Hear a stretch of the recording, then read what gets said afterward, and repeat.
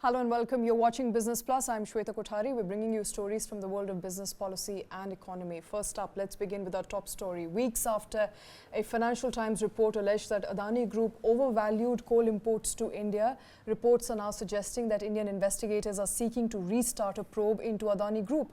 The Directorate of Revenue Intelligence has been trying to procure transaction documents related to Adani's dealings from Singapore authorities since 2016. They have now asked the Supreme Court to allow the agency to collect evidence from Singapore, a step they say that the company has thwarted for many years now.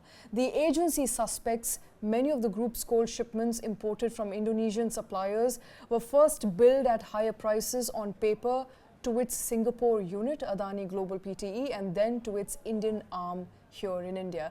A Reuters report suggests that in an October 9th legal filing, the Revenue Intelligence Agency has asked India's Supreme Court to quash a previously lower court order that allowed Adani to block authorities from collecting evidence from Singapore. Adani Group has denied all wrongdoings, saying that Indian authorities assessed its coal shipments before releasing them to the ports. The battle that has been playing out now for a while. Karthik joining me here in the newsroom. Karthik, it appears that Financial Times report that we here extensively reported about a couple of weeks ago, a lot of those allegations are in line with what the agency is saying now in its legal filing. Shweta, I think the Financial Times report was actually a built-up on what the DRI, the investigating agency, had already initiated investigations on. And I think Financial Times had picked up that story from the point where DRI had left the story. If you remember, Financial Times had picked up data from 2019 to 2021, tracking coal shipments from Indonesia coming all the way to India using multiple routes. And if I remember correctly, the weight of the shipments and the amount of cargo that it was carrying tallied very well with the amount of coal that was received at the Mundra port in Gujarat in India. So, but DRI actually had started this investigation way back in 2016. Yes. And 2019, before Financial Times started its own investigation, is when DRI had already identified 40 companies, few of them being part of the Adani Group, that were perhaps allegedly responsible for over-invoicing of coal. But in 2019, the Bombay High Court had actually quashed the request of DRI to investigate further into the global entity, the Singapore entity of Adani Group called Adani Global Pte, to understand and do the paper trail from Singapore in terms of what was the price and what was the value of the coal that was actually imported from Indonesia. It went to Singapore first and the billing was routed through Singapore. Maybe it did not travel physically, but the billing was routed through the Singapore entity. Which is where the prices of coal and which is where the prices of coal were overvalued by as much as 100% in some cases. And overall, a $5 billion worth scam in the making is what the allegation back then was. Now, it wasn't Singapore alone. Actually, there were 3 geographies through which this invoice inflated allegedly artificially inflated invoices were generated. Singapore was one of them, there was Dubai and there was Taiwan. And then the Financial Times report that you refer to was able to actually, in 2 out of these 3 cases, identify who the last beneficiaries, owners and their potential linkages with the Adani family seem to be. Now, what we understand from the Reuters report today is that, and in fact, we've been able to independently verify as well, that 6th February is the likely date of hearing in Supreme Court where DRI's plea would be heard to quash the Bombay High Court order of 2019 and allow DRI to further investigate, reopen its investigation, which was shut down by Bombay High Court, and open its investigation into the Singapore entity of Adani called Adani Global Pte. And hopefully now with this approval, perhaps likely, unlikely to come, we don't know yet. I think the matter is going to be decided purely by the Supreme Court on 6th of February. But a willingness for DRI to oppose or to sort of appeal against the Bombay High Court order and renew its investigation, reopen its investigation seems to be in the making right now. All right, so here's what we know so far. In 2016, DRI initiated an investigation into Adani Group. It hit a roadblock because it could not A total of 40 companies including Adani Group. 40 companies including Adani Group. It hit a roadblock because it could not procure documents from Singapore at the time. It went to court. The court did not allow jurisdiction in that area, and hence the investigation could not be carried forward. Absolutely. Since 2019, there's been a status quo. Until, of course, the Financial Times report that emerged about a couple of weeks ago, That's right, hinting that the scam continued, or alleged scam continued, from 2019 onward. Financial Times at least till 2021. At least till 2021, which is when they went through all the documents, they procured all the documents, they were able to match the invoices and come to a conclusion. The report came to a conclusion that there was over-invoicing, overbilling, and hence overvaluing of coal that was transported by Adani Group. What happens here on if the investigation opens up? If you allow me, I'm not sure if the Financial Times report was independently able to conclude that it was the same coal we were talking about, and it also made a couple of disclaimers within its report suggesting quite clearly that perhaps it was indeed superior quality coal and hence Adani Group paid the higher amount. But and then also spoke to two experts who delve and who study superior quality coal, stating that even the premium paid was much higher. Was much higher, agreed. But I think that disclaimer did come out in the FT story, and in addition to that, I think because the matching was done basis the time taken for a shipment to pass from Singapore all the way through to the Mundra port in Gujarat in India, and the volume, the quantity of the coal that was exported from Indonesia arrived in India. So while there was a mathematical scientific approach in that investigation, but Financial Times also made it clear in its own report back then that perhaps this could all just be, it could be a coincidence pretty much, So, so coming back to your core question, what happens from now? I think all eyes are going to be on Supreme Court on 6th of February. Will DRI be granted that permission, that approval to go ahead and investigate Adani Global PTE? And if that approval is given, then perhaps further investigations into Dubai and Taiwan, in addition to Singapore, should be the next step, next logical, progress in this case, which has been ongoing for many years now. On the other side, if Supreme Court decides to uphold the Bombay High Court verdict, and if the investigation continues to be quashed, then pretty much this story dies down and this case comes to an end. It's the end of the road for an investigation into overvaluing of coal. For now, we know 6th of February is the deciding date. That's in right. all of this, I want to jog our viewers' memory to what the original allegations are. Which ones are you talking about? Because we are talking coal about overvaluation. Right. So particularly from 2016 onward, the fact that DRI has been investigating whether the coal received in India was overvalued as opposed to the price that Adani Group actually paid at procurement versus what arrived in India, and hence did us, the consumers, had to pay more. Right. So two stories there. One story specifically that we are discussing right now is this alleged coal invoicing, overvaluation of coal import into India. Just to sort of run through that story, there was a DRI investigation in the Adani Group starting 2016. Where there was an allegation against the Adani Group and 40 other companies that the coal being imported into India is actually the invoice value at the Indian port seems to be much higher than the fair value of coal. At the same time, there was investigation which was conducted which suggested that Singapore, Dubai and Taiwan, there were 3 separate entities and 3 separate end beneficiaries which probably did have a link to the Adani Group and the family, the promoters of the Adani Group. And the coal was actually the original invoice, the billing was done through those 3 entities. However, coal was perhaps imported actually from Indonesia, and the billing was done from these 3 different entities. As much as $5 billion worth of overinflation in coal, which resulted in coal then in India being sold at already a much higher import price and a premium attached to that, resulting in higher electricity charges for consumers. Expensive. And there is another second parallel story on, which is the Hindenburg research allegations. And just to differentiate between the two, I think the Hindenburg research alleged that there was a count of short selling which resulted in unlawful gains by the promoters of Adani Group. Number one part of the Hindenburg research story. The other part being that the minimum public shareholding in a listed Indian company to be 25% was perhaps violated, again through offshore entities which had invested in the Adani Group stocks, but perhaps those entities were also linked to the Adani promoters, and hence the violation of the 25% NPS. Plethora of allegations that Adani Group has denied completely, totally so far. All eyes will be on that February 6th hearing in the Supreme Court, where Supreme Court will decide whether to give DRI jurisdiction to investigate Adani's and the allegation on Adani with respect to overvaluation of coal or not. But moving on to a very important story that we are breaking here on News9. Ashneer Grover, former managing director at BharatPe, and his wife Madhuri Jain were stopped at the Indira Gandhi International Airport on Thursday evening while they were travelling to New York. News9 can now confirm that a lookout circular was issued earlier this week by the EOW, Economic Offences Wing, amid ongoing investigation against the two for alleged fraud at BharatPe. The couple was detained before security check and was asked to join the EOW probe at Mandanna next week. This as per Sindhu Pillai, Joint Commissioner of Police, EOW, who spoke to TV9 just a couple of minutes ago.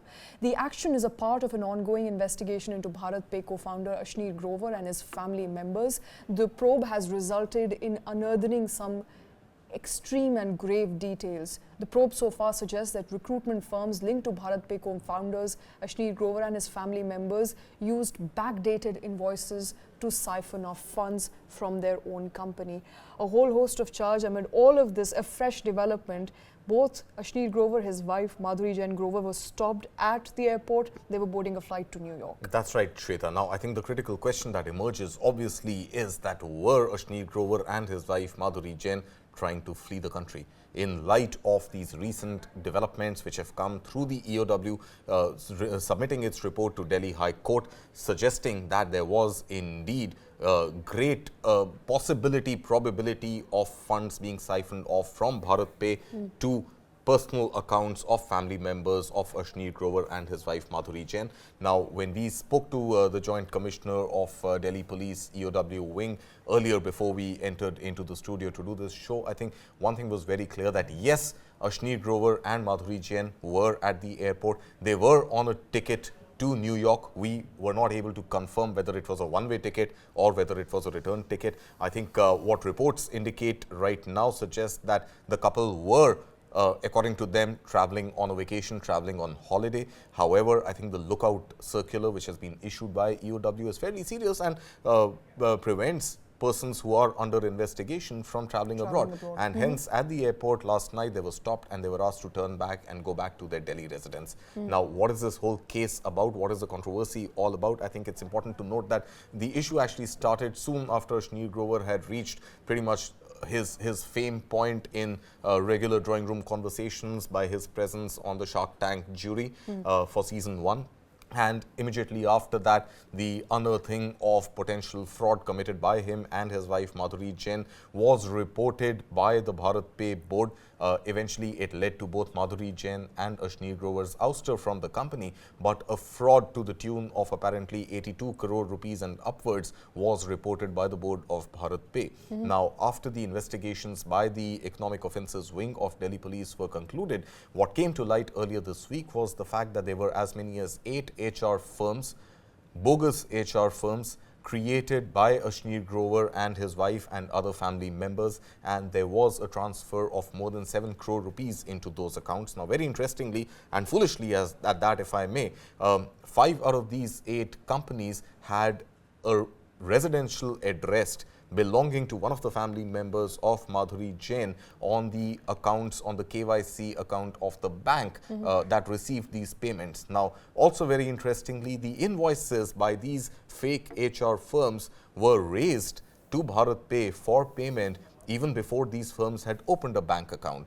And 3, most interestingly, apparently all of these 8 HR firms did no HR recruitment staffing work for BharatPe. So why were these companies set up, and what was the modus operandi? What was the purpose of setting them up? And if they did not do any material work for BharatPe, then why were payments made to them in the first place? And these payments, of course, were then later self-withdrawn by apparent family members of the Grover family. And the Grover family so far has denied these allegations. In fact, you've spoken to Ashneer Grover's wife, who neither confirmed nor denied these allegations. I mean, my pointed questions in the private conversation with her were whether she denies these reports, and she pretty much did not deny them. Right, she did not even confirm them, but she did not deny them as well, to a point that I also asked her that... she did call them a recycle of all the allegations. She called them a recycle of all the allegations leveled by BharatPe on the couple, on the family in the past. In fact, over the last 2-3 days, we've seen a social media ruckus where Ashneer Grover has been picking up other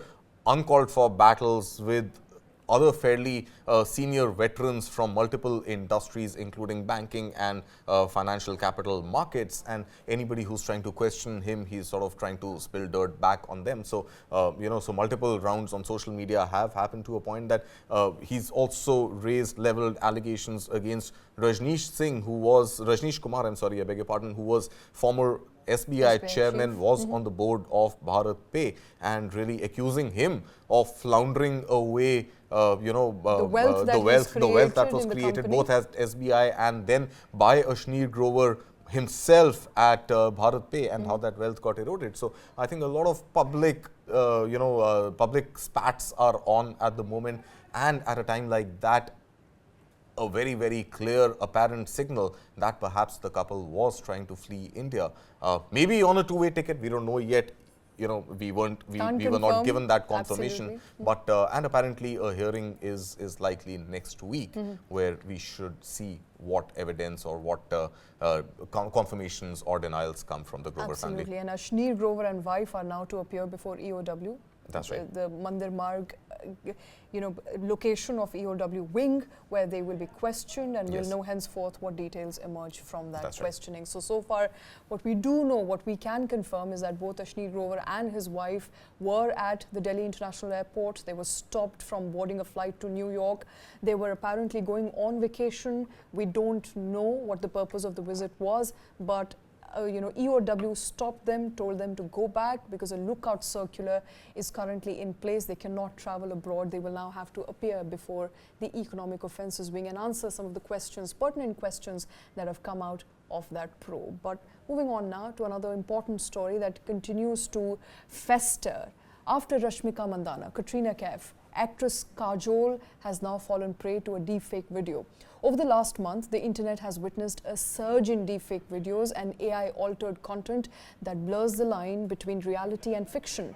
The spurt in such videos has led to widespread concerns, with both government and private players as well as social media agencies coming out with advisories and directives for users and for themselves. In fact, the Prime Minister today flagged the misuse of artificial intelligence for creating deepfake videos, calling it, and I quote, a big concern. Prime Minister Modi said that he has asked ChatGPT team to flag deepfake videos and give a warning every time such a video is circulated on the internet. Let's quickly listen into Prime Minister first. We do not have a bite from the Prime Minister, but I'm told Kanishk Gaur, CEO, India Future Foundation, joining us on the show. Kanishk, good to have you back. Thank you for taking time out. What are you making of these deepfake videos that keep emerging day after day? There are advisories in place. There are circulations as to what the platform that is hosting such videos should bring them down within 24 to 36 hours. However, the damage is done within those hours. See, these platforms have to be proactively detected and deterred. Once the video has gone viral, going after these platforms and bringing them down doesn't make any sense. What we need is proactive monitoring of these deepfake platforms which are there on Play Stores so that they can be taken down. A lot of these deepfake platforms were part of dark web and deep web.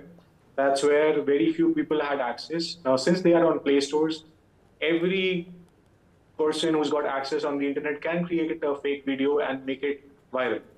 What is first required is that tech platforms bring up algorithms, build up detection mechanisms for detecting these deepfake videos so they do not get circulated.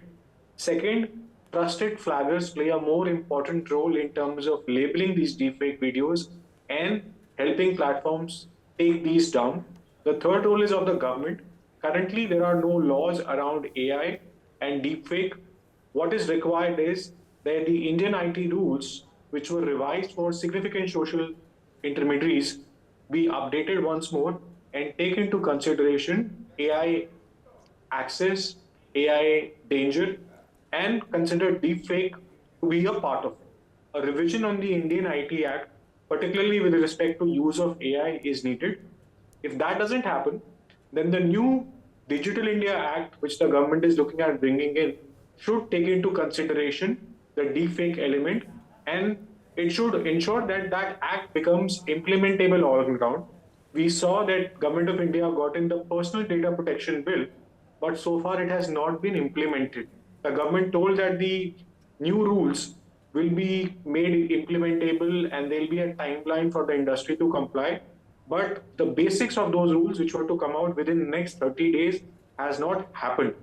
So if we don't update our IT laws to take these consideration, it becomes very, very difficult and challenging to stop these deepfake videos from circulating on the internet. And we don't have any mechanisms to bring people behind bars or even launch certain cases because the current IT rules are very weak. Who's Ganesh, got my these pointed videos? question to you, if I can just interject for a second, my pointed question to you is, where does the buck stop? Does the buck stop at the government's level? Does the buck stop at the intermediary social media platforms level? Or does the buck stop at the creator of deepfakes level? Somebody has to eventually own up and take charge of the situation.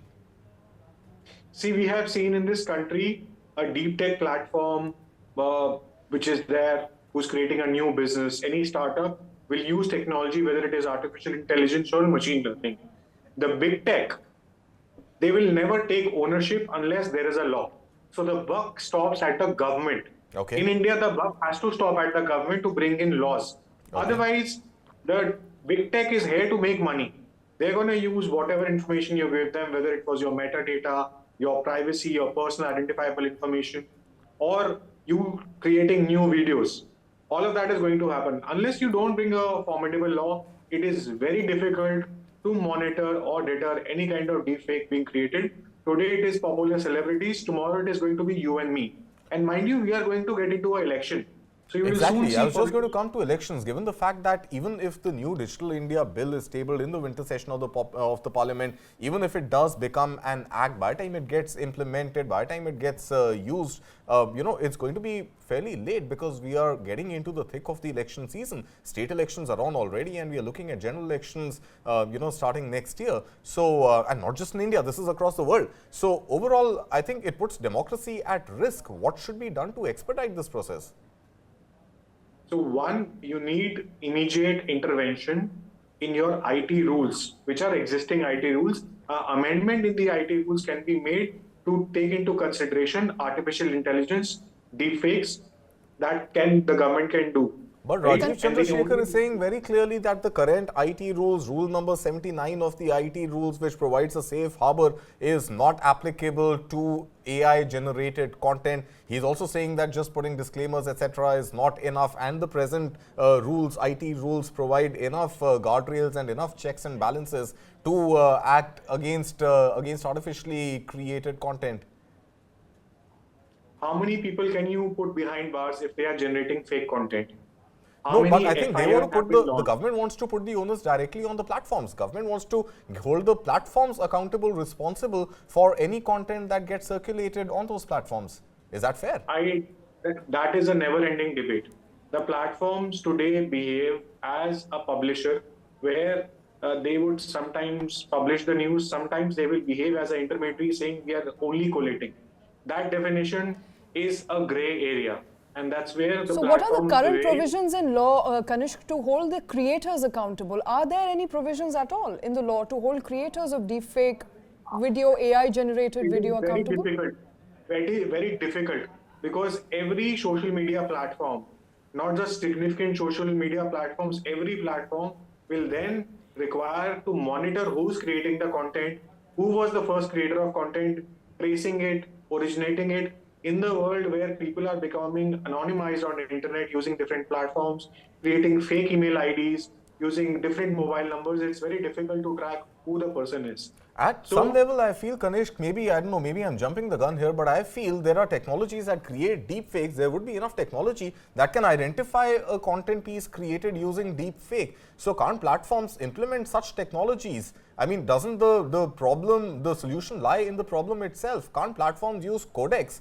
which are able to detect that this piece of content has been artificially digitally created and hence restricted circulation until there is a manual or another level of technical checking into the authenticity of that content?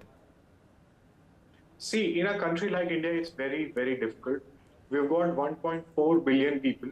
I'm saying at the platform level, at the social media intermediary platform level, can't technology be implemented that every time a content goes up, it passes through a filter on whether it has been generated using, let's say, something as simple as a codec that has a deepfake impression on it? Unless the law defines there is some level of monitoring or sanity check, a platform will never do it. If platforms like the big tech were to do it, they will first do it in the developed world, where the laws are more stringent than India, right? Then rather than doing it in India, in the US, we have already seen fake videos of Joe Biden, of Donald Trump. We will see fake videos of our political leaders very soon.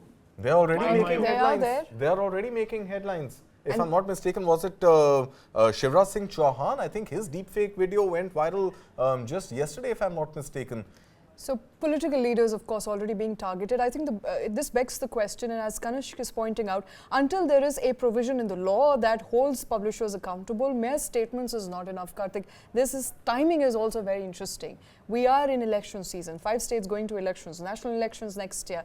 To what extent can it damage a democracy, and to what extent it can damage the psyche of the voters?